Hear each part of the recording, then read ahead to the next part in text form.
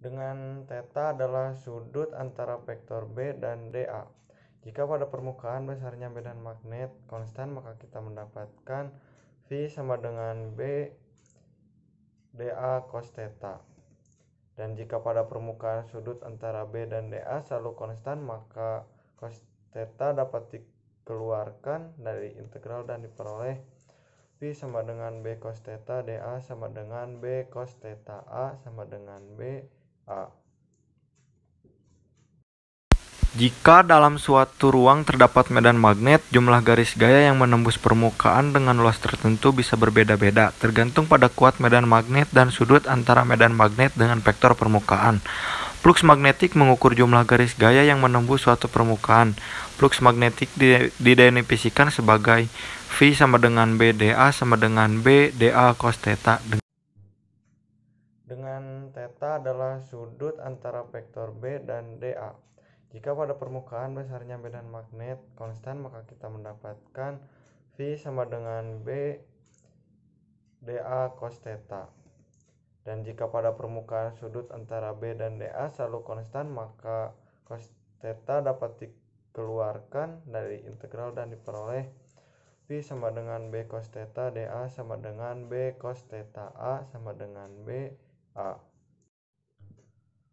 Luas penampang lilitan yang tegak lurus medan magnet adalah A sama dengan A cos theta sama dengan AB cos theta. Untuk gerak rotasi dengan kecepatan sudut tetap, maka Theta sama dengan omega T. Dengan demikian, A sama dengan AB cos omega T. fluks magnetik sebagai fungsi waktu menjadi V sama dengan BA sama dengan BAB cos omega T. Yang kedua, hukum Faraday. Fenomena memproduksi kelistrikan dari peristiwa kemagnetan diterangkan oleh hukum Faraday. Hukum ini menyatakan bahwa apabila terjadi perubahan fluks dalam suatu loop, maka dihasilkan gaya gerak listrik dalam kurung tegangan listrik induksi yang berbanding lurus dengan laju perubahan fluks, seperti gambar di bawah ini. 1. Ketika batang magnet didorong mendekati kumparan, maka kuat medan magnet yang ada dalam rongga kumparan bertambah. Akibatnya fluks magnetik yang dikandung kumparan bertambah yang mengakibatkan muncul gegel induksi. Ini dipresentasikan oleh adanya arus yang diukur oleh amperemeter. 2. Ketika batang magnet didiamkan, maka tidak ada perubahan kuat medan magnet rongga dalam kumparan. Akibatnya flux magnetik yang dikandung kumparan tidak berubah sehingga ada gegel induksi yang muncul. Tidak ada arus yang diukur amperemeter. 3. Ketika batang magnet ditarik keluar dari kumparan, maka kuat medan magnet yang ada di dalam rongga kumparan berkurang. Akibatnya flux magnetik yang dikandung kumparan berkurang sehingga muncul gegel induksi. Ini dipresentasikan oleh adanya arus yang diukur oleh amperemeter. Secara matematik, hukum tersebut dapat ditulis Epsilon sama dengan min N dV per dt. Contoh beberapa gegel induksi yang dihasilkan oleh kumparan yang berputar pada gambar 7.2 jika jumlah lilitan adalah N. Jawab, kita sudah hitung jumlah fluks yang menembus kumparan adalah V sama dengan B AB cos omega T. Yang keempat, hukum Lenz. Perhatikan gambar 7.5. Medan magnet yang berubah-ubah besarnya menembus kumparan. Dengan demikian terjadi perubahan flux dalam kumparan. Berdasarkan hukum Faraday dihasilkan gegel induksi epsilon. Pertanyaan selanjutnya adalah kemanakah aliran arus ke dalam kumparan tersebut? Apakah arus melewati hambatan dari A ke B atau dari B ke A? Hukum Faraday hanya mengungkapkan besarnya gegel induksi yang dihasilkan ketika terjadi perubahan flux magnetik dalam suatu loop. Tetapi ke arah mana arus induksi dalam loop tersebut tidak terungkap lebih detail dalam hukum tersebut. Arah arus induksi yang dihasilkan diungkapkan oleh hukum Lenz yang bunyinya sebagai berikut. Arah arus induksi dalam suatu kumparan adalah sedemikian rupa sehingga medan magnet yang dihasilkan arus tersebut melawan perubahan fluks penyebabnya. Apa makna pernyataan hukum ini? Yang ke-1, jika fluks yang menyebabkan GGL makin lama makin besar, maka arah arus induksi harus sedemikian rupa sehingga medan magnet yang dihasilkannya memperkecil fluks tersebut. Ini hanya mungkin jika arah medan magnet yang dihasilkan arus induksi berlawanan dengan arah medan yang diterapkan pada loop. Yang kedua, jika fluks yang menyebabkan GGL makin lama makin kecil, maka arah arus induksi harus sedemikian rupa sehingga medan magnet yang dihasilkan memperbesar fluks tersebut. Ini hanya mungkin jika arah medan magnet yang dihasilkan arus induksi searah dengan arah medan magnet yang diterapkan pada loop. Kita kembali ke gambar 7.5. 1. Jika medan magnet yang menembus fluks nilainya sedang berubah dari kecil ke besar, maka fluks dalam loop makin besar. Berdasarkan hukum Lenz, arah arus induksi harus memperkecil fluks ini. Jika terjadi, jika arus induksi menghasilkan medan ke arah bawah, agar dihasilkan medan ke arah bawah maka menggunakan aturan tangan kanan. Arah arus induksi harus searah dengan putaran jarum jam, atau pada hambatan arus mengalir dari B ke A.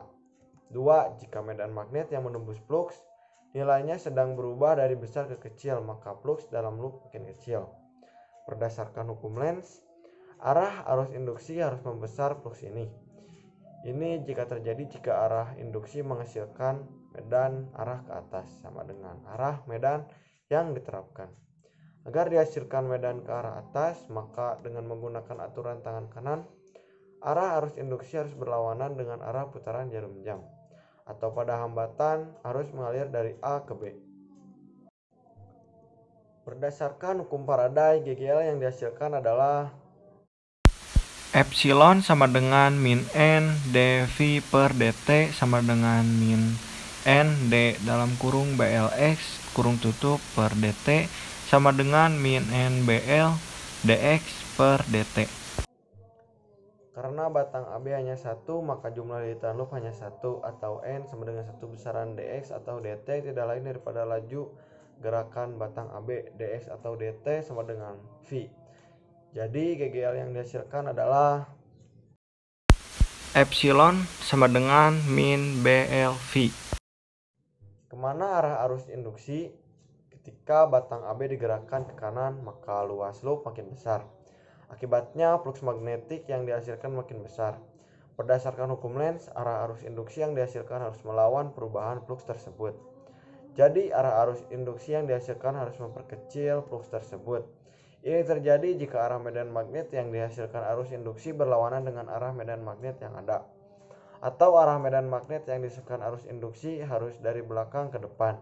Dengan aturan tangan kanan, maka medan yang dihasilkan berarah dari belakang ke depan. Maka arah arus induksi harus berlawanan dengan arah perputaran jarum jam. Yang kelima, dinamo. Dinamo digunakan untuk mengubah energi gerak menjadi energi listrik. Pada sepeda, energi listrik yang dihasilkan digunakan untuk menyalakan lampu sepeda. Dinamo terdiri dari sebuah kumparan yang bergerak dalam medan magnet tetap. Di bagian luar dinamo ada bagian yang disentuhkan atau dilepaskan dari roda sepeda.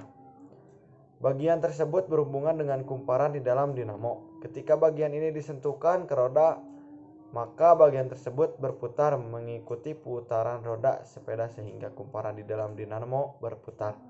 Akibatnya fluks yang dikandung kumparan berubah-ubah.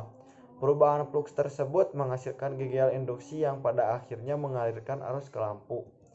Dan lampu akhirnya menyala. Di siang hari kita melepaskan kontak dinamo dengan roda sepeda, sehingga lampu tidak menyala pada siang hari. Bagaimana prinsip kerja dinamo? Perhatikan gambar 7.8 ini. Lihat gambar 7.8. Kumparan XY WX dapat berputar dalam medan magnet tetap. Panjang sisi-sisi kumparan adalah A dan B.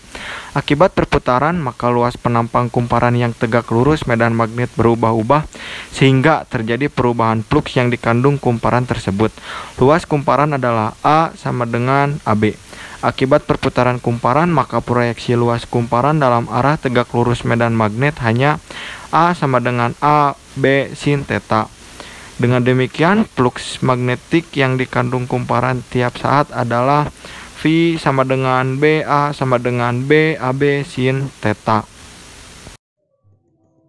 Jika jumlah lilitan pada kumparan dinamo adalah N, maka GGL induksi yang dihasilkan kumparan dinamo menjadi Epsilon sama dengan min N dV per dt sama dengan min N d dalam kurung BAB sin omega T kurung tutup per dt sama dengan min N AB d dalam kurung sin omega T kurung tutup per dt sama dengan min N BAB dalam kurung omega cos omega T kurung tutup.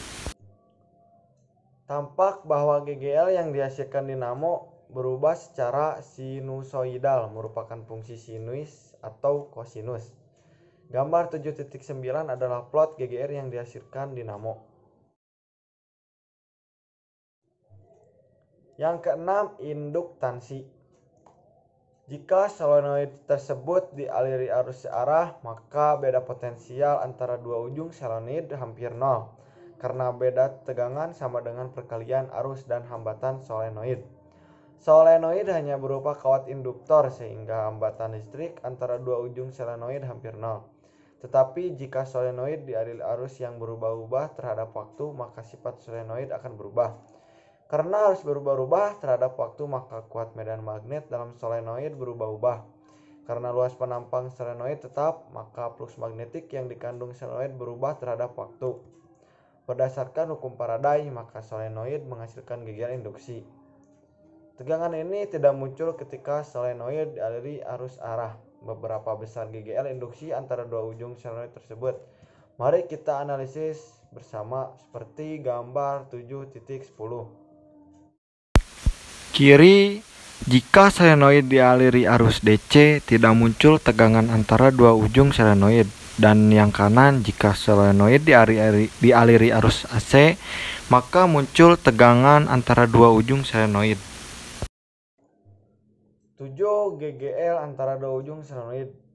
Kuat medan magnet dalam rongga solenoid adalah B sama dengan mu 0 N lota.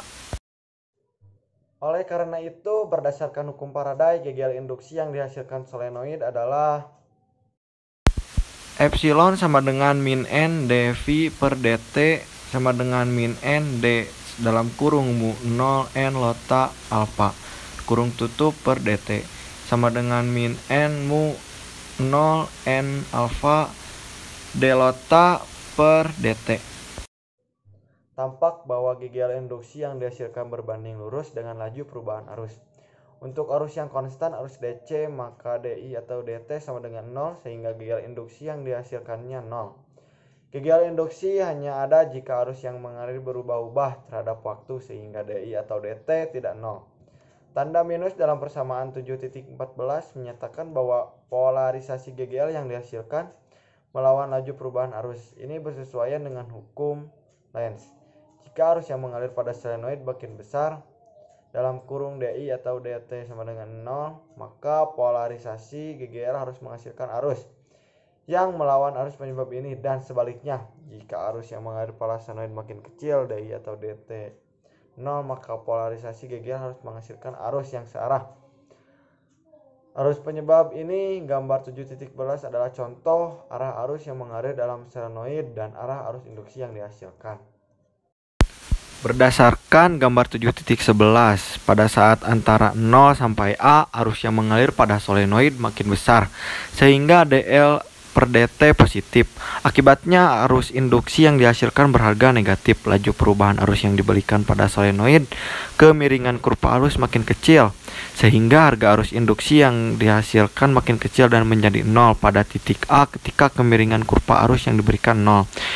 2. Antara A sampai B, arus yang diberikan pada solenoid makin kecil dan berubah secara linier. Dengan demikian, DL atau dt berharga konstan negatif. Akibatnya arus induksi yang dihasilkan berharga konstan positif. 3. Antara B sampai C, arus yang diberikan pada solenoid konstan sehingga dl per dt sama dengan 0. Akibatnya arus induksi yang dihasilkan juga 0. 4. Pada saat T lebih besar C, arus yang diberikan pada solenoid naik secara linear. Akibatnya dl per dt berharga positif dan konstan. Dengan demikian, arus induksi yang dihasilkan berharga konstan negatif. Kedelapan, induktansi diri. Kita mendefinisikan besaran yang bernama induktansi diri. L yang memenuhi kebutuhan. Epsilon sama dengan min L dr per dt. Dengan membandingkan persamaan 7.14 dan 7.15, kita memperoleh bentuk induktansi diri adalah L sama dengan nu mu 0 n alfa.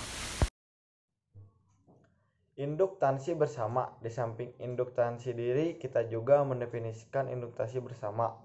Induktansi bersama memerlukan kehadiran dua solenoid atau lebih. Induktansi bersama memperhitungkan efek satu solenoid terhadap solenoid lainnya. Misalkan, kita memiliki dua solenoid yang didekatkan pada gambar 7.12. Solenoid pertama dialiri arus I1 yang berubah-ubah terhadap waktu. Akibatnya medan magnet yang dihasilkan solenoid tersebut berubah-ubah. Sebagian medan magnet ini masuk ke dalam rongga solenoid kedua sehingga menghasilkan flux pada solenoid kedua. Karena medan magnet berubah-ubah, maka flux magnetik pada solenoid kedua juga berubah-ubah. Akibatnya pada solenoid kedua muncul geger induksi. Dengan membandingkan persamaan 7.22 dan 23, kita peroleh bentuk induktansi bersama. 7.10 memperbesar induktansi. Jika hanya ruang kosong dalam rongga solenoid, maka induktansi yang dimiliki solenoid tersebut sangat kecil. Untuk memperbesar induktansi suatu solenoid, kita masukkan bahan magnetik ke dalam rongga solenoid tersebut. Hal ini serupa dengan memasukkan bahan dielektrik antara dua plat kapasitor dengan maksud memperbesar kapasitansi. Medan magnet yang mula-mula B saat solenoid kosong berubah menjadi B sama dengan mu B. 11. Energi medan magnet. Misalkan sebuah solenoid dialiri arus I, maka pada dua ujung solenoid muncul geger induksi sebesar Epsilon sama dengan min L dl per dt. Transformator. Transformator yang sering disingkat trafo adalah alat listrik yang digunakan untuk mengubah tegangan listrik menjadi lebih besar atau lebih kecil dari tegangan semula. Tegangan yang dapat diubah oleh trafo hanya tegangan yang berubah-ubah terhadap waktu, misalkan tegangan bolak-balik, seperti pada gambar di bawah ini.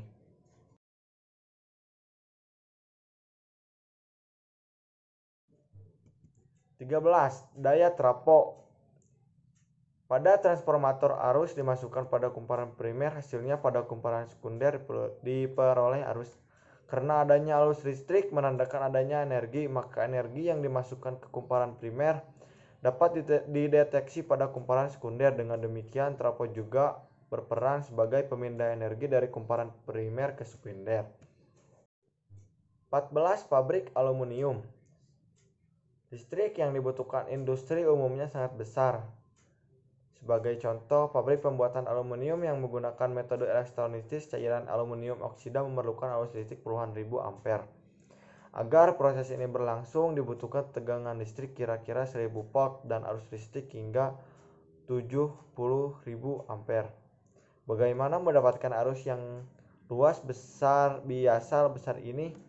Jawabannya adalah menggunakan transformator. Misalnya, detektor logam secara prinsip terdiri dari dua buah lilitan yang orientasinya sering tegak lurus.